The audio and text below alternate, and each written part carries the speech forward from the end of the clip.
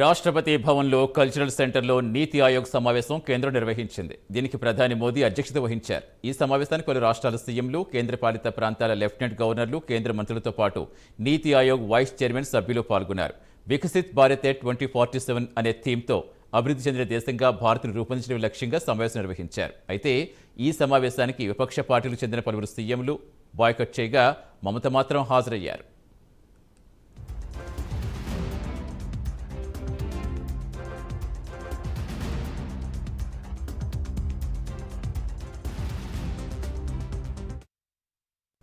అయితే నీతి ఆయోగ్ సమావేశం నుంచి పశ్చిమ బెంగాల్ సీఎం మమతా బెనర్జీ వాకౌట్ చేశారు. రాష్ట్రానికి నిధుల కేటాయింపు గురించి మాట్లాడడం ప్రారంభించగానే తన మైక్ ఆఫ్ చేశారని ఆరోపిస్తూ ఆమె సమావేశం నుంచి బయటకు వచ్చారు. కేంద్ర బడ్జెట్లో పశ్చిమ బెంగాల్ వివక్ష చూపారని, రాష్ట్రానికి నిధులు కేటాయించాలంటూ మాట్లాడడం ప్రారంభించగానే వారు తన మైక్ ఆపేశారని ఆమె మండిపడ్డారు.